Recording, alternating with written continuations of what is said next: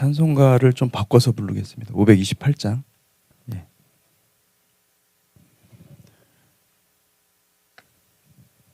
네, 528장입니다. 찬송가. 예전 찬송가 318장입니다.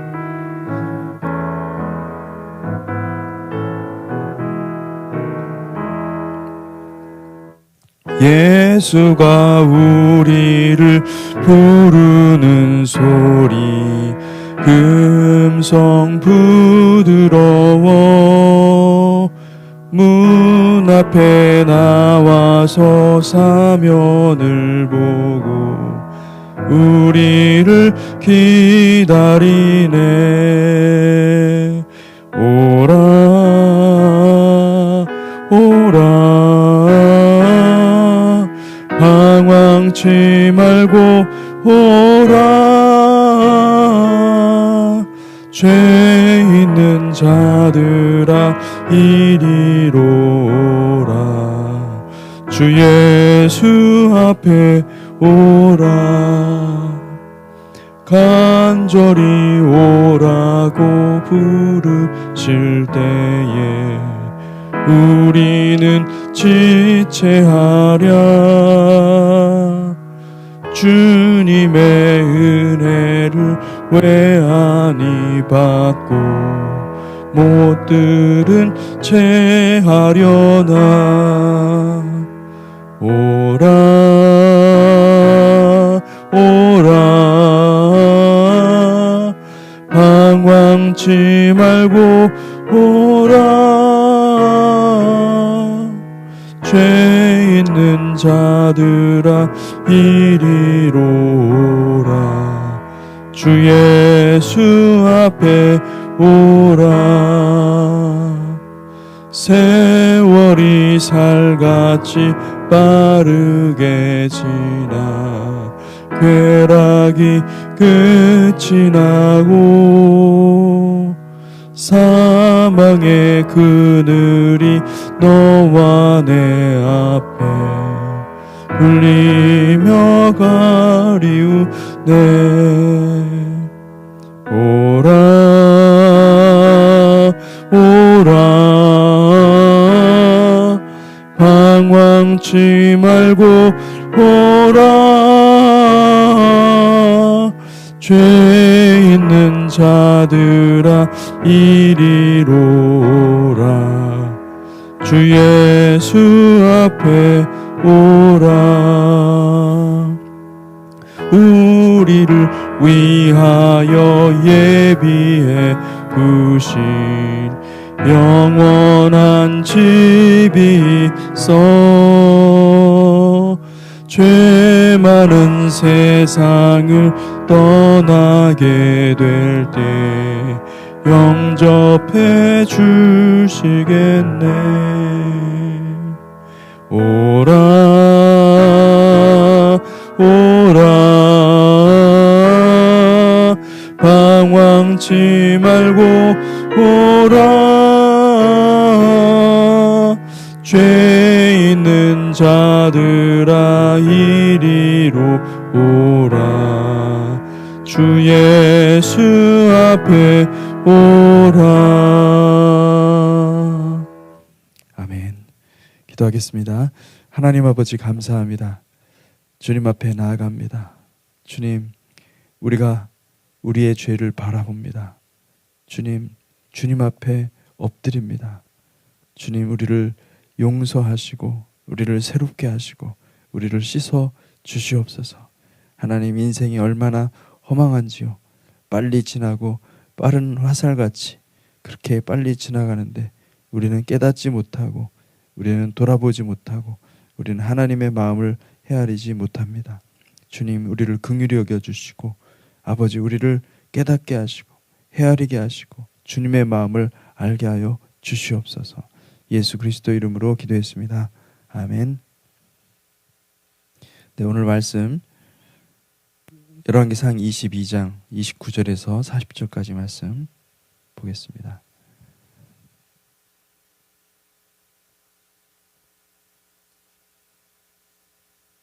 (29절부터) (40절까지) 말씀입니다.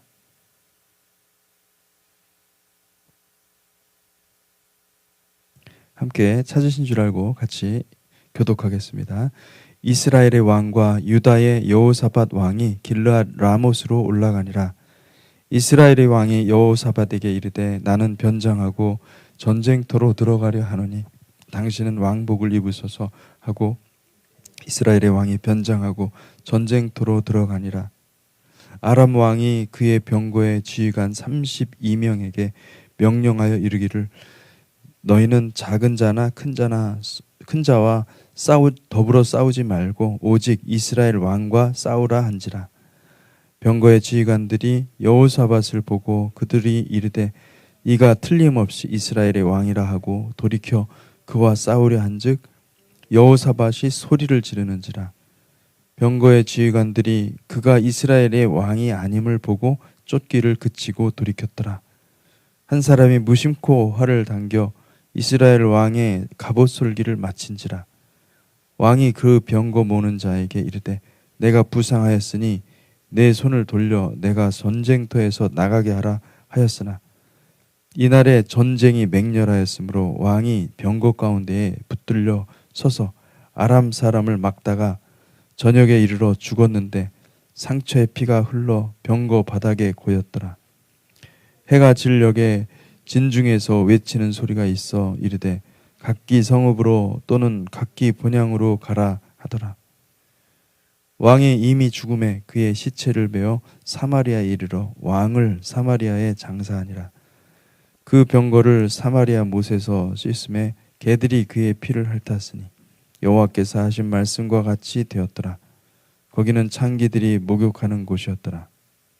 아합의 남은 행적과 그가 행한 모든 일과 그가 건축한 상하궁과 그가 건축한 모든 성읍은 이스라엘 왕 역대 지략에 기록되지 아니하였느냐.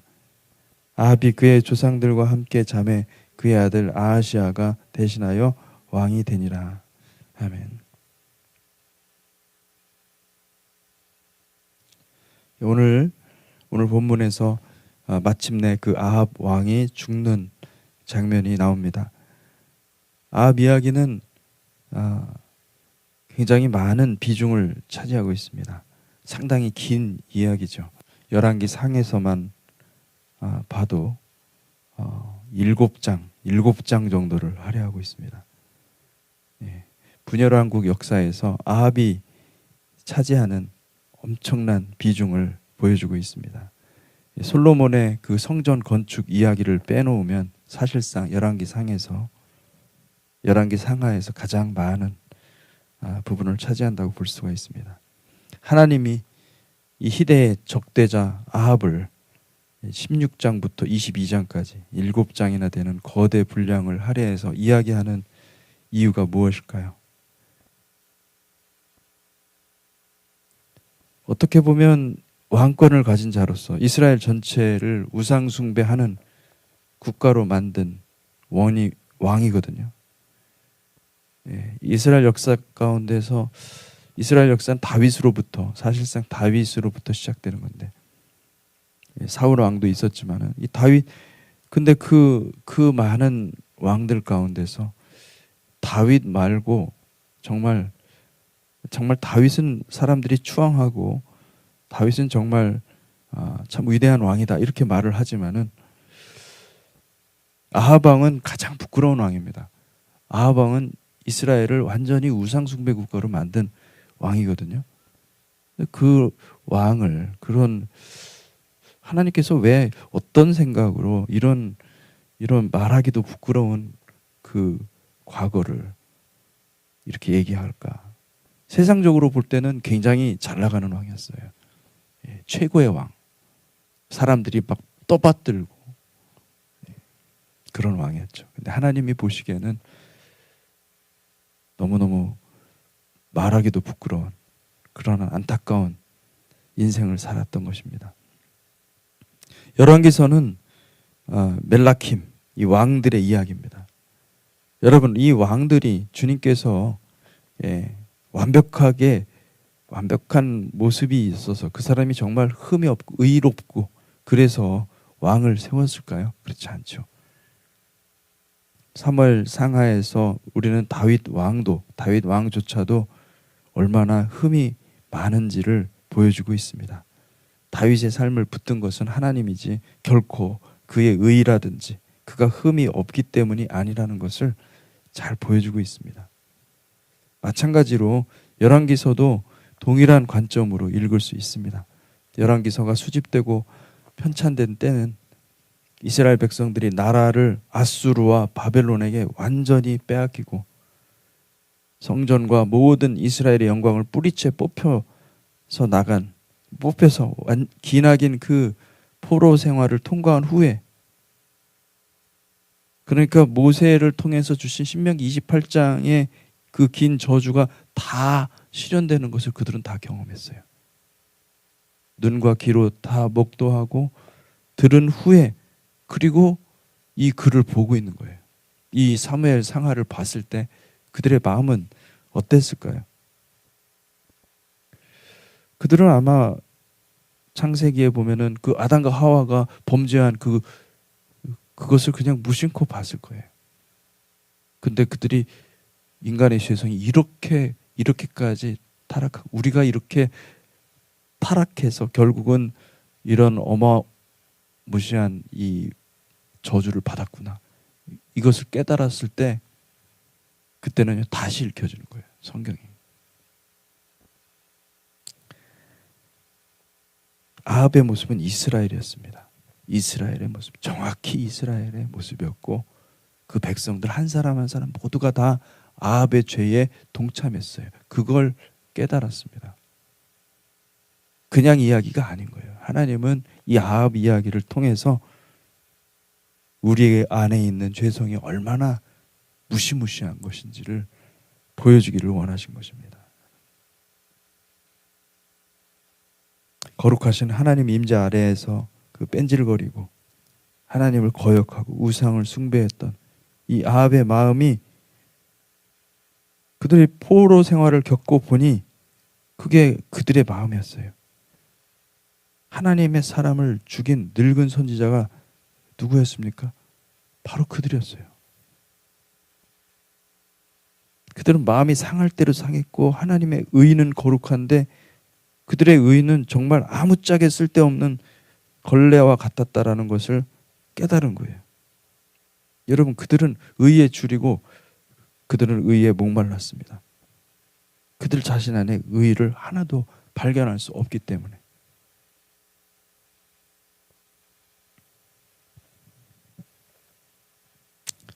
여러분, 하나님의 말씀은 완벽합니다. 하나님의 말씀은 이스라엘로 하여금 그 모든 그 험악한 죄악 가운데 있던 그 이스라엘의 그 모습을 씻어내십니다. 상할 대로 상해서 더 이상 회생 불가능할 정도로 망가진 그 이스라엘을 이미 다윗은 자신의 범죄를 통해서 예고했습니다. 밧세바를 범한 후에 시편 51편에서 이렇게 고백합니다. 12절에 17절에 보니까 주의 구원의 즐거움을 내게 회복시켜 주시고 자원하는 심령을 주사 나를 붙드소서. 그리하면 내가 범죄자에게 주의 도를 가르치리니 죄인들이 주께 돌아오리이다. 아니, 자기가 범죄했잖아요. 자기가 죄인이잖아요. 근데 어떻게 죄인이 범죄자에게 주의 도를 가르칩니까? 이거 불가능한 거거든요. 그런데 주님이 회복하시는 하나님이시라는 걸 알았던 거예요. 다윗이. 죄가 있는 곳에 은혜가 더하는 것입니다. 우리가 죄를 경험했기 때문에, 죄를 지었기 때문에 하나님의 은혜도 그만큼 깨닫는 거예요. 근데 그 하나님의 은혜, 내가 깨닫는 그 하나님의 은혜조차도 사실은 하나님의 빛이 없으면, 하나님이 그 조명한 게 없으면요, 아예 알질 못해요. 내가 죄인이구나. 이걸 깨닫지 못하는 거예요. 내가 죄인이라는 것을 심각하게 깨달으면 깨달을수록 하나님의 은혜가 더한 거죠. 하나님이 나의 구원의 하나님이요, 피 흘린 죄에서 나를 건지소서. 내 혀가 주의 의를 높이 노래하리이다. 주여 내 입술을 열어 주소서. 내 입이 주를 찬송하여 전파하리이다. 주께서는 제사를 기뻐하지 아니하시나니 그렇지 아니하면 내가 드렸을 것이라. 주는 번제를 기뻐하지 아니하시나이다. 하나님께서 구하시는 제사는 상한 심령이라. 하나님이여 상하고 통회하는 마음을 주께서 멸시하지 아니하시리이다. 여러분, 주님이 기뻐하시는 것은요, 여러분의 의가 아닙니다. 상하고 통회하는 마음입니다. 하나님은 그것을 보기를 원하시는 거죠. 그것 보고 주님이 용서하시는 것을 믿으시기 바랍니다. 여러분, 죄 가운데 계십니까? 빨리 나오십시오. 그리고 주님께 달려가십시오. 주님은 상한 마음, 통회하는 마음을 기뻐하십니다. 아합같이 악한 왕이라 할지라도 그의 마음 중심에 돌이키며 통회하며 자복하며 하나님께 나아가면은 반드시 구원의 길이 열리는 것입니다. 아멘. 자원하는 심령과 구원의 즐거움을 회복하시기 바랍니다. 아멘. 여러분, 나는 죄 가운데 없다고 스스로 속이려고 하지 마십시오. 그건 정말로 교만한 것입니다. 주님은 상한 마음과 통회하는 마음을 원하십니다. 스스로 방어하고 스스로 하나님 앞에서 체면 세우는 것은 아무런 의미가 없습니다. 인간의 그 방어 기제라는 게 있어요. 나를 디펜스하는 거죠. 나를 디펜스하는 그 기제를 우리가 잘 연구를 해볼 필요가 있어요. 왜냐하면 우리는 죄는 그 방향으로 가는 거예요. 항상 나는 죄가 없다. 나는 죄가 없다. 그래서 하나님 앞에서 디펜스하는 거예요. 그게 우리의 디폴트가 되어 있어요. 얼마나 큰 교만인지 모릅니다. 우리의 교만은 어디에 있냐면 하나님은 죄로 보시는데 나는 죄로 여기지 않는 거예요. 얼마나 많습니까? 여러분, 그 죄를 하나님의 관점에서 보시기를 주님의 이름으로 축복합니다. 아멘. 요한일서 5장 1장 5절에서 10절까지 말씀을 제가 한번 읽어보겠습니다. 우리가 그에게서 듣고 너희에게 전하는 소식은 이것이니 곧 하나님은 빛이시라. 그에게는 어둠이 조금도 없으시다는 것이니라. 만일 우리가 하나님과 사귐이 있다 하고 어둠에 행하면 거짓말을 하고 진리를 행하지 아니함 이거니와 그가 빛 가운데 계신 것 같이 우리도 빛 가운데 행하면 우리가 서로 사귐이 있고 그 아들 예수의 피가 우리를 모든 죄에서 깨끗하게 하실 것이요. 만일 우리가 죄가 없다고 말하면 스스로 속이고 또 진리가 우리 속에 있지 아니할 것이요.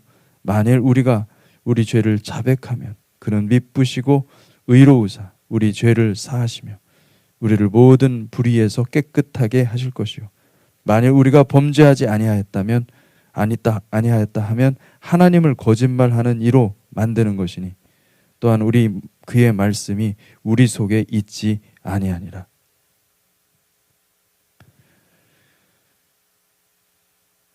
다시 본문으로 돌아오겠습니다. 이제 아합 왕은 역사의 주관자 하나님 앞에서 잔꾀를 부리는 모습을 우리가 보게 됩니다. 아합은 자신이 하나님보다 지혜롭다고 생각하고 자기의 계획을 실행에 옮깁니다. 여러분, 이것이 교만이죠. 인간의 지혜가 얼마나 얄팍한 지혜인지를 깨달아야 합니다. 하나는 알고 둘은 알지 못하는 것이 인간입니다. 하나님의 예언은 반드시 이루어집니다. 하나님의 말씀에 대한 인간의 반응에서 하나님이 인정하시는 유일한 것은 회개입니다. 회개하면 주님이 돌이키십니다. 그것밖에 없어요. 하나님 말씀하실 때 하나님 우리에게 이 예언자를 통하여서 선지자를 통하여서 하시는 이 말씀은요, 그거밖에 없어요. 회개하면 살 길이 열리는 거예요. 회개하지 않으면 이렇게 된다라는 것을 말하는 거기 때문에 그러니 그 말씀을 들었을 때는 돌이키셔야 됩니다. 하나님의 말씀은 항상 일정합니다, 여러분. 회개하라는 거예요. 돌이키라는 거예요. 오늘날 많은 사람들이 하나님의 음성을 들었다 자기가 만들어낸 음성을 얘기하는 사람들도 얼마나 많은지 몰라요. 여러분, 하나님은 그렇게 시시콜콜하게 여러분의 삶에 개입하고 관여하고 싶지 않으십니다. 여러분에게 다 주셨어요. 자유의지를 주셨고 여러분들이 선택할 권리가 이미 있습니다. 여러분들이 책임지고 선택해야 됩니다. 근데 그거 가지고 그냥 하나님의 음성을 듣고 그러는 사람들이 얼마나 많은지 몰라요. 그 주술적인 하나님입니다. 여러분, 하나님 그런 하나님이 아니세요. 하나님 여러분에게 다 주셨습니다. 다 주셨고, 그리고 여러분에게 자유를 주셨어요. 순종하는 법을 배우시면 되는 거예요. 주의 음성에 순종하는 것은 하나님의 말씀을 듣고, 그리고 하나님을 바라보고, 주님, 내가 주의 뜻을 가겠습니다. 내 뜻을 포기하고 주님의 뜻을 가겠습니다. 그렇게 말하는 거예요. 그렇게 고백하는 거예요. 누구나 할 수 있는 것입니다. 특별한 어떤 은사가 있는 사람들이 하는 게 아닙니다. 하나님의 음성을 듣고 순종하는 저와 여러분들이 되시기를 주님의 이름으로 축복합니다. 아멘. 하나님의 말씀에 대한 인간의 반응에서 하나님은 회개를 인정하시죠. 회개하고 돌이키면은 하나님도 마음을 돌이키십니다. 그러나 그 외에 하나님의 말씀을 피하려고 하는 모든 전략과 잔꾀는요, 다 하나님 앞에서는 아무것도 아닙니다. 아무것도 아닙니다. 정말 아무것도 아닙니다. 여러분, 하나님이 얼마나 위대하십니까?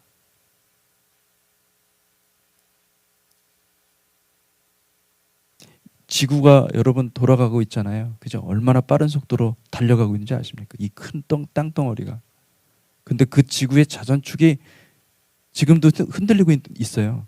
예, 계속 흔들리고 있어요. 하나님이 붙잡아 주지 않으면요, 이거 한 방에 다 돌아가 버릴 수가 있습니다. 지금도 흔들리지만 하나님이 붙잡고 있는 거예요. 자전축이 계속 이동하고 있습니다. 몇 센치씩 계속 이동하고 있어요. 하나님 붙잡지 않으면은, 지금 태양이 있죠. 저 태양이 지금보다 더 뜨겁거나 더 차가워지잖아요. 지구 망합니다. 인간이 다 죽어버리는 거예요. 사람들이 얼마나 오만하고 얼마나 교만한지 알지도 못하고 우리는 순간순간 누리는 것이 얼마나 큰 은혜인지 알지 못하는 거예요. 얼마나 교만합니까? 아합은 왕복을 벗고 병사의 복장으로 변복하면 살아남을 수 있겠지. 누가 나를 왕으로 여긴단 말인가? 아합은 장꾀를 부린 거죠. 사랑하는 성도 여러분, 하나님 앞에서 장꾀 부리지 마십시오. 하나님 앞에서는 오직 한 길, 회개밖에 없습니다. 주님께 엎드려서 회개하는 것 외에는 다른 방책이 아예 없습니다.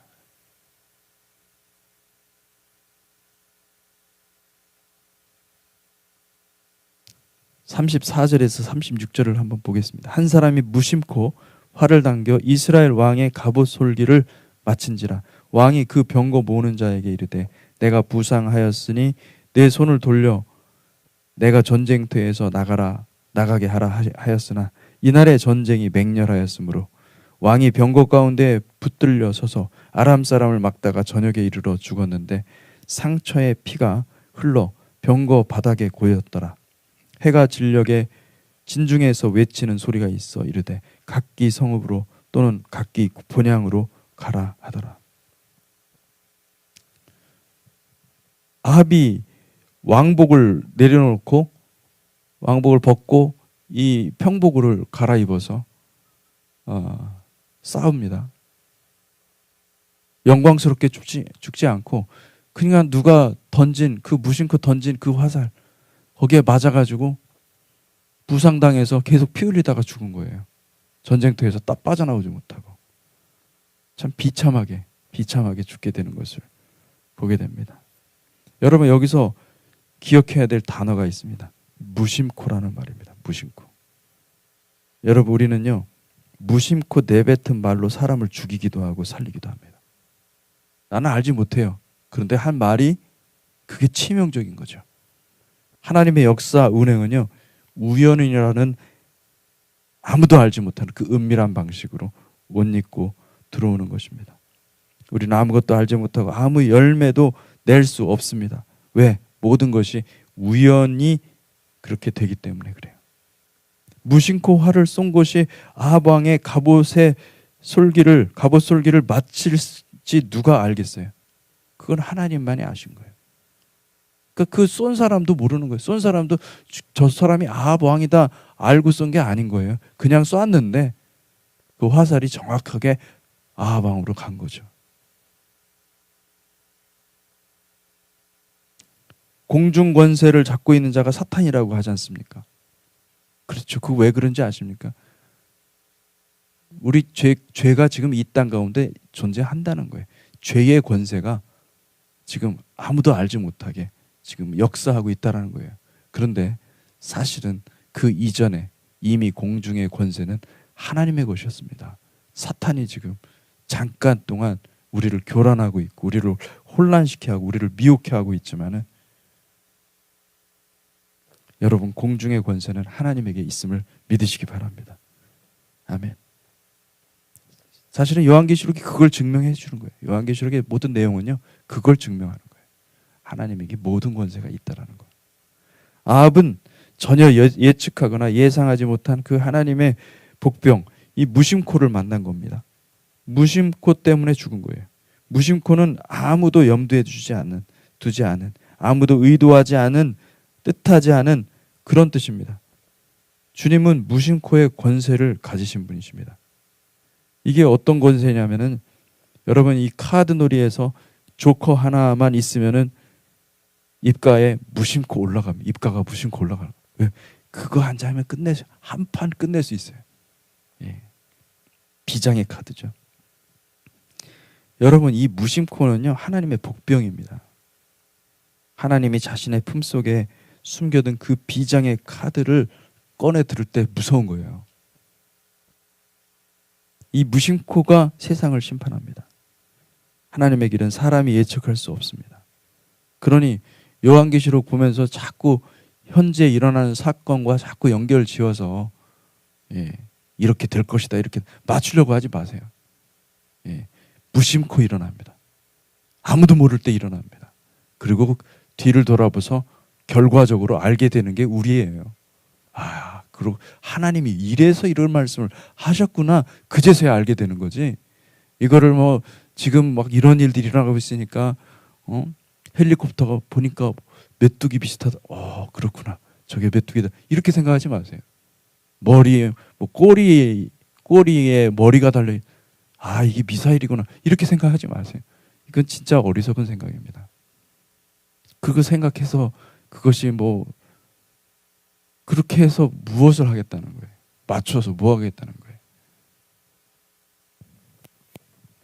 여러분, 중요한 것은 요한계시록에서 말씀하시는 중요한 것은 뭐냐면, 모든 세상을 만물을 심판하시는 분이 하나님이시고 그 하나님 앞에서 우리의 삶을 준비해야 돼요. 그거 하나밖에 없어요. 그 거룩하신 하나님은 완전한 승리를 거두시고요, 이 땅에 정말 그 개선장군처럼 이 땅에 오실 것입니다. 구름 타고 오실 것입니다. 영광 가운데 오실 것입니다. 그것을 다 보게 될 것이에요. 근데 그것을 드라마틱하게 만들어 놓은 게 요한계시록인 거예요. 그러니까 그것을 다 우리가 보게 될 텐데, 여러분, 만물의 창조자이시고 심판자이신 그분이 오시는데 우리가 어떻게 준비해야 되겠습니까? 우리의 옷을 깨끗이 빠는 수밖에 없습니다. 여러분, 뭐 흰 옷을 사라는 게 아니라 우리의 마음에, 우리 내면의 옷을 깨끗이 씻는 것밖에는 길이 없어요. 방법이 없어요.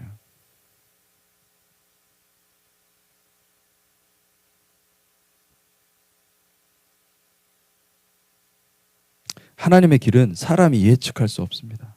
하나님이 되려고 하지 마시고 이 무심코의 권세를 가지신 하나님을 경외하고 하나님께 순종하는 것이 지혜입니다. 그것이 겸손이죠.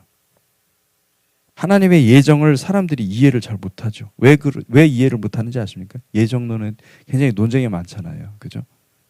저는 예정을 너무 이상하게 말하는 사람들이 너무 많아요. 예정에 대해서. 하나님 예정이 있습니다. 하나님이.